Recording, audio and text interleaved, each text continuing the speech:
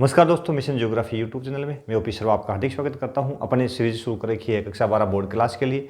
Board class का जो 2023 का पेपर होना है ज्योग्राफी का, उसके लिए हमारा टारगेट है 56 में से 56 मिशन लेकर के अपन चलते हैं। तो इसके लिए बहुत ही महत्वपूर्ण सीरीज है। तीसरा लेसन आज अपन देखेंगे और तीसरा जो अध्याय है अपना मानव भूगोल के जो मूलभूत सिद्धांत है, मूल सिद्धांत है, उस बुक में से उसका तीसरा जो लेसन अपना है जनसंख्या संगठन।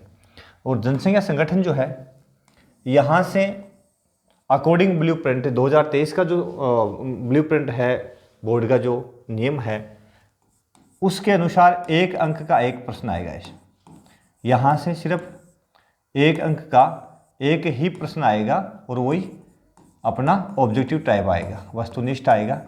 तो वस्तुनिष्ठ प्रश्न जो है एक आएगा। तो यहाँ से अपने को सिर्फ वस्तुनिष्ठ टाइप के क्वेश्चन से वो तैयार करने हैं। पाठ ज़्यादा लंबा चौड़ा नहीं, छोटा सा पाठ है।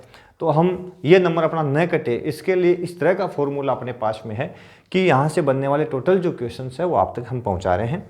ज़रूर आप हमारे मिशन ज्योग्राफी यूट्यूब चैनल को अधिक से अधिक लोगों तक शेयर करें, सब्सक्राइब कर लें, बेल आइकन दबा लें, ताकि जैसे वीडियो अपलोड होता है तो आप तक हमारे चैनल का जो नोटिफिकेशन है वो अवश्य पहुँच जाए। तो आपका सपोर्ट ही हमारी ताकत होगी। और शुरू करें आज का लेसन का पहला क्वेश्चन, जनसंख्या संगठन। पहला क्वेश्चन है आज का कि 1000 पुरुषों के साथ महिलाओं का अनुपात कहलाता है। यानी 1000 पुरुषों के साथ महिलाओं का अनुपात क्या कहलाता है। तो यहाँ पे लिंगानुपात कहलाता है, जनघनत्व कहलाता है, आयु संरचना, ये सभी। तो महिला और पुरुष का अनुपात सदैव ही लिंग अनुपात कहलाता है। तो लिंग अनुपात कहते हैं कि 1000 महिलाओं के पीछे पुरुषों की संख्या कितनी है। और दूसरा एक तरीका होता है कि 1000 पुरुषों के पीछे महिलाओं की संख्या कितनी है। भारत के संदर्भ में यदि अपन देखें तो भारत के संदर्भ में अपना जो फॉर्मूला है वहाँ पे भारत में 1000 पुरुषों के पीछे महिलाओं का अनुपात, महिलाओं की संख्याएं के रूप में देखते हैं भारत में। और विश्व में जो फॉर्मूला है वो इसके ठीक विपरीत है। यानी 1000 महिलाओं के पीछे पुरुषों की संख्या के रूप में देखा जाता है। इस प्रकार से ये विश्व में इस रूप में और ये भारत में इस रूप में देखा जाता है। ठीक है, तो ये लिंगानुपात कहलाता है। अगला प्रश्न साथियों अपना है कि विश्व में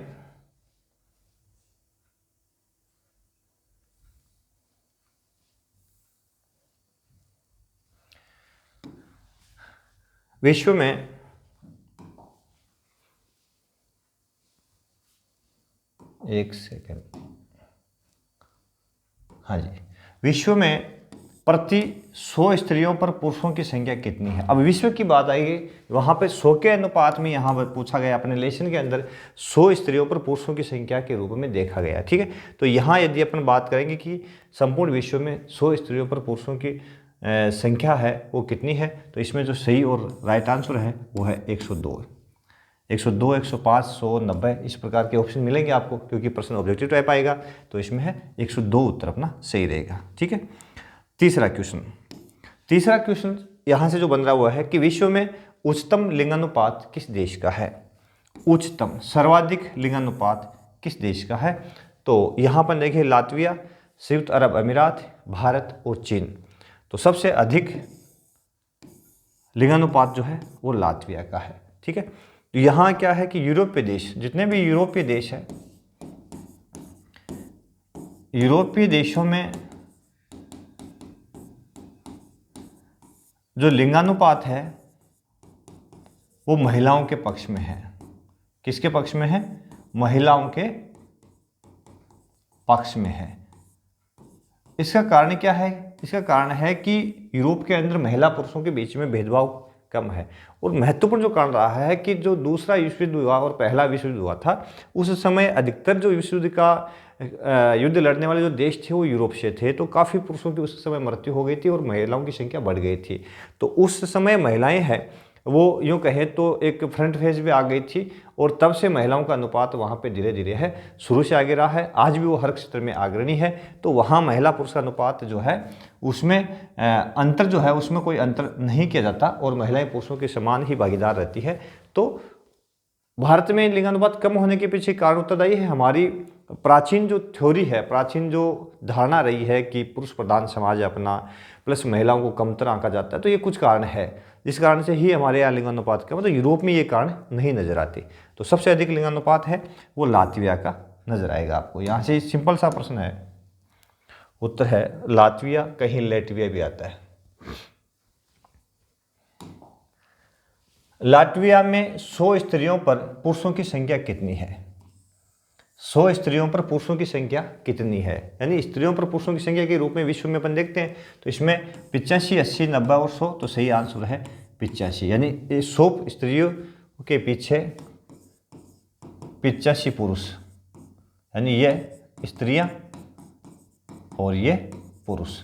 तो लातविया में 100 स्त्रियों के पीछे 85 पुरुषों का अनुपात पाया जाता है। विश्व में न्यूनतम लिंगानुपात, न्यूनतम पूछा, सबसे कम लिंगानुपात कहाँ का है? तो यहाँ संयुक्त अरब अमीरात, चीन, भारत और लातविया। तो लातविया में तो अधिकतम हो गया, यहाँ तो क्या है अधिकतम, ठीक है। तो ये तो अधिकतम में आ गया। तो सबसे कम की बात यदि कर ले तो इसमें है संयुक्त अरब अमीरात, UAE जिसको कहा जाता है यहाँ पे। और इसका कारण क्या है कि UAE में बाहर से काम करने वाले प्रवासी बहुत ज़्यादा है, और प्रवासी मुख्य रूप से काम पर कार्य या रोजगार के लिए बाहर से दूसरे देशों से जाने वाले पुरुष वर्ग के लोग हैं। तो इस कारण से यहाँ पे जो पुरुषों का अनुपात है वो काफ़ी ज़्यादा पाया जाता है, एक महत्वपूर्ण कारण है। संयुक्त अरब अमीरात में 100 स्त्रियों पर पुरुषों की संख्या कितनी है?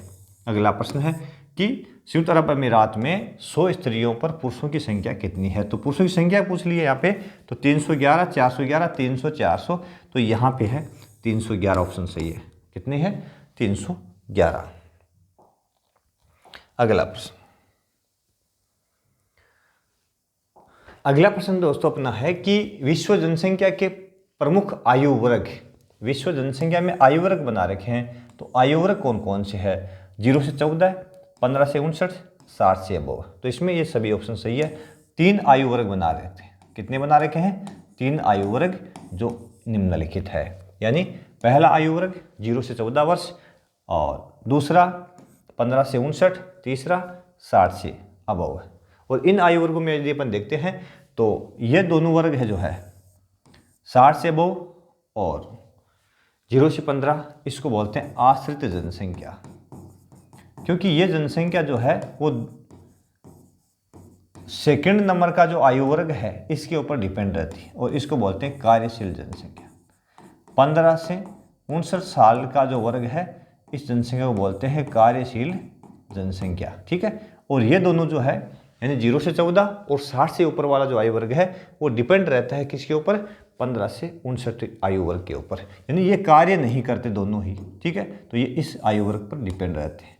इसका मतलब ये हुआ साथियों कि जिस देश में कार्यशील जनसंख्या का अनुपात बड़ा होता है और उस देश का फ्यूचर यदि कहें रोजगार के क्षेत्र में, देश के विकास के क्षेत्र में, आर्थिक क्रियाओं के क्षेत्र में, तो वो सुनहरा होता है, ठीक है। अगला प्रश्न, अगला प्रश्न अपना है कि विस्तारित होती जनसंख्या का त्रिभुजाकार पिरामिड, पिरामिड क्या है? पिरामिड है जनसंख्या में अपने महिला और पुरुष के अनुपात को दर्शाते हैं। जैसे कि इस रूप में आपने कभी अपने लेसन में आपने पढ़ाई होगा, इस प्रकार से इसको एक पिरामिड टाइप में बनाते हैं अपन। तो इसमें एक साइड में तो अपन दर्शाते हैं पुरुषों को और एक साइड में दर्शाते हैं महिलाओं को, ठीक है। महिला पुरुष का अनुपात होता है यहाँ वर्ग 0 से 5, 10 से 15 ये वर्ग बने होते हैं, यानी ये आयु वर्ग होता है, और उसमें ये प्रतिशत अनुपात जनसंख्या होती है, यानी प्रतिशत अनुपात जनसंख्या होती है कि 5 से 9 वर्ग में महिला कितनी है और पुरुष कितने हैं। इस तरह की संरचना जो है वो पिरामिड कहलाती है। अर्थात जनसंख्या आयु वर्ग को, जनसंख्या संगठन को दर्शाने के लिए मुख्य रूप से जनसंख्या पुरुष और महिला या जनसंख्या आयु वर्ग के अनुपात को दर्शाने के लिए ये जो एक प्रकार का पिरामिड तैयार किया जाता है, ठीक है। तो यहाँ अपन देखते हैं कि ये जो पिरामिड अपन तैयार करते हैं इसके कई प्रकार, कई शेप इसकी होती है। तो जनसंख्या, विस्तारित होती जनसंख्या का त्रिभुजाकार पिरामिड। अब विस्तारित होती जनसंख्या का मतलब होता है जहाँ पे जन्म दर उच्च पाई जाती है।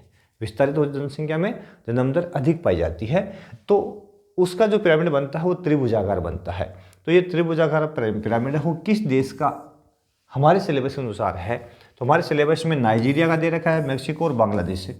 तो इसे सभी के सभी ऑप्शन है ना वो इसी को फॉलो करते हैं। इन तीनों ही देशों का जो जनसंख्या पिरामिड है वो त्रिभुजाकार है, क्योंकि नाइजीरिया जो है उसकी जनसंख्या विस्तारित हो रही है, यहाँ जन्म दर ज़्यादा है, मेक्सिको की जन्म दर ज़्यादा है और बांग्लादेश की भी जन्म दर ज़्यादा है। तो इसमें ये सभी ऑप्शन सही हो जाते हैं। ठीक है, अगला प्रश्न अगला है सुंडाकार। सुंडाकार पिरामिड क्या दर्शाता है? तो सुंडाकार पिरामिड स्थिर जनसंख्या को दर्शाता है, या विस्तारित जनसंख्या को दर्शाता है, या ऋणात्मक जनसंख्या को दर्शाता है, या इनमें से कोई नहीं। तो जब सुंडाकार पिरामिड की बात आ जाए तो आप क्या करोगे? इसमें पहला ऑप्शन यानी स्थिर जनसंख्या को दर्शाता है। इसका मतलब सुंडाकार पिरामिड कब बनता है? जब जन्म दर है वो भी न्यून हो और मृत्यु दर भी न्यून हो, उस कंडीशन में सुंडाकार पिरामिड देखने को मिलता है।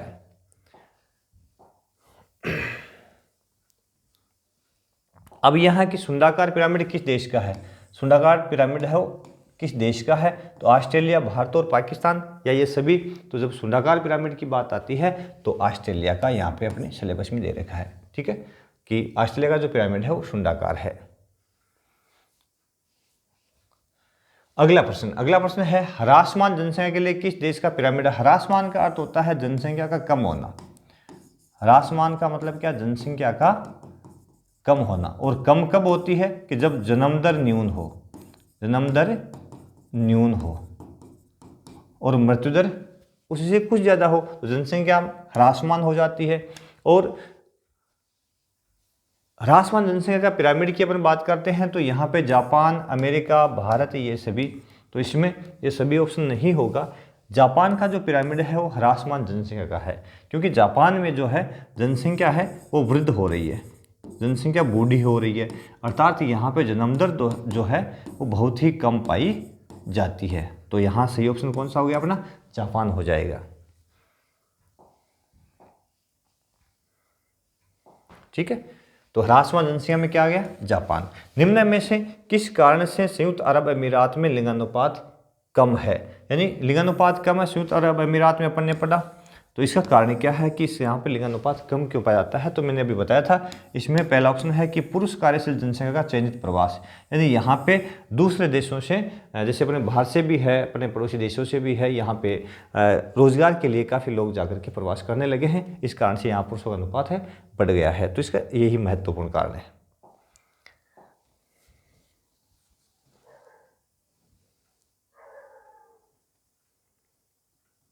अगला प्रश्न साथियों अपना है कि निम्न में से कार्यशील आयु वर्ग, अभी बात की थी मैंने कार्यशील आयु वर्ग कौन सा है? तो कार्यशील की बात आती है तो ये तो हो गया आश्रित पहला, और ये दोनों तो हो गए आश्रित। और ये जो ये 15 से 59 जो आयु वर्ग है ये कार्यशील होता है। ठीक है ना, क्योंकि ये अर्जित करता है, पैसा कमाता है। तो कार्यशील आयु वर्ग कौन सा है? 15 से 59 साल वाला। अगला प्रश्न देखो, सीरीज बड़ी महत्वपूर्ण है, यहाँ से 1 नंबर का एक प्रश्न आना है। तो मुझे लग रहा है कि मैंने कोशिश की है कि कोई प्रश्न छूटा नहीं है। तो एक बार आप सरसरी नज़र से भी इन ऑप्शनों को देख लेंगे तो इजीली आपका तैयार हो जाएगा। कोई ज़्यादा इशू है नहीं कि यहाँ ये तैयार नहीं हो, किसी प्रकार का डाउट हो, किसी प्रकार की टेंशन हो, ऐसा कुछ है नहीं। सर्वाधिक वृद्ध जनसंख्या किस महाद्वीप में पाई जाती है? तो वृद्ध जनसंख्या महाद्वीप की बात आ जाए ना, तब आप यूरोप में चले जाओगे, क्योंकि यूरोप जो है यहाँ पर जन्म दर कम पाई जाती है, और जन्म दर कम है तो जनसंख्या, यदि जन्म दर कम है तो जनसंख्या वृद्ध होती चली जाती है। एक समस्या है बड़ी कि वृद्ध होती जनसंख्या। ठीक है, तो कब होती है? जब जन्म दर बहुत कम हो जाए और जनसंख्या बढ़ना यदि कम हो जाए, तो उस कंडीशन में जनसंख्या है वो वृद्ध होती चली जाती है, क्योंकि बच्चों का अनुपात गिर जाता है और वृद्धों का अनुपात धीरे धीरे बढ़ जाता है। तो इस कारण से जनसंख्या होती है उसको वृद्ध होती जनसंख्या कहा जाता है। तो महाद्वीप की बात आ जाए, किस महाद्वीप में वृद्ध होती जनसंख्या है, तब आप यूरोप सही करोगे। ठीक है, यदि देश की बात आ जाए कि किस देश में वृद्ध होती जनसंख्या है, तब आप जापान की बात करोगे। देश की बात आ जाए, प्रश्न शायद आएगा, ये मैंने बनाया है। तो देश की बात आए तब तो वर्ध होती जनसंख्या है जापान में, और महाद्वीप की बात आए तब तो आप करना है यूरोप में।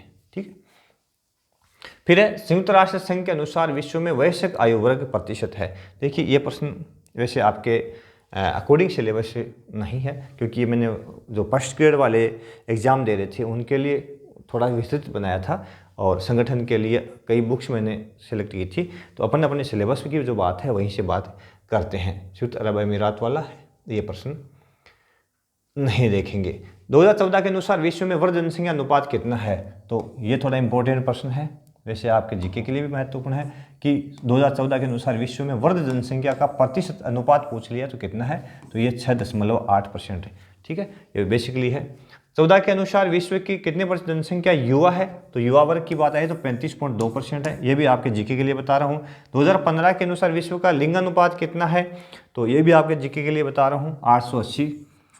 2015 के अनुसार विश्व की कितने % जनसंख्या नगरों में निवास करती है, तो 2015 के अनुसार, तो यहाँ पे ऑप्शन मिसप्रिंट हुआ है कि यहाँ नगरीय जनसंख्या पूछा है, तो यहाँ पे लगभग होनी चाहिए 47%। ठीक है ना, 47% जनसंख्या जो है। और 2017 के अनुसार जो नगरीय जनसंख्या विश्व की है वो 54% है। ठीक है, ये आपके जीके के लिए है। तो ये प्रश्न थोड़े से क्या है, PDF पहले की पढ़ी थी, इसमें साथ मैंने सबमिट कर दी है। अब चैप्टर वाले प्रश्नों पे आते हैं वापस। विश्व में सर्वाधिक वर्ग व्यक्तियों का अनुपात किस देश में है, तो सर्वाधिक अनुपात वर्गों का पूछ लिया, तो ये मैंने बता दिया आपको। तो यह अनुपात जो सर्वाधिक है जापान में है, ये तो चर्चा अपन ने कर ली।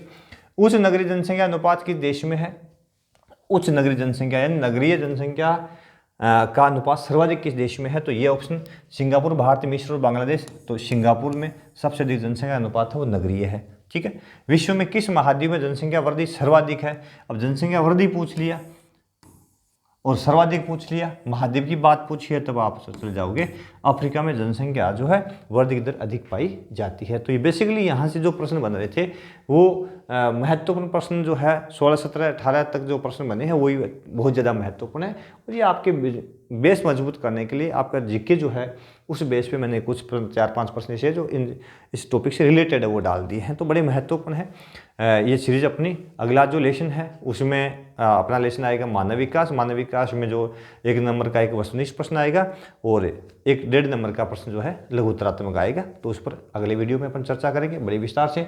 जरूर जुड़े रहे। इस तरह की सीरीज के लिए हम आपके लिए बहुत अधिक मेहनत करते हैं, कोशिश करते हैं कि 2-3 घंटे का जो हमारा वर्कआउट होता है उस बेस पे आपके लिए बहुत ही महत्वपूर्ण सीरीज लेकर के हम आ रहे हैं। तो आप ज़रूर हमारे मिशन का फ़ायदा उठाएं, अधिक से अधिक बच्चों तक शेयर करें ताकि हमारे मिशन का फ़ायदा जो है अधिक से अधिक बच्चों तक हो सके। ठीक है, तो आप देखते रहिए हमारा मिशन जियोग्राफी। बहुत बहुत धन्यवाद।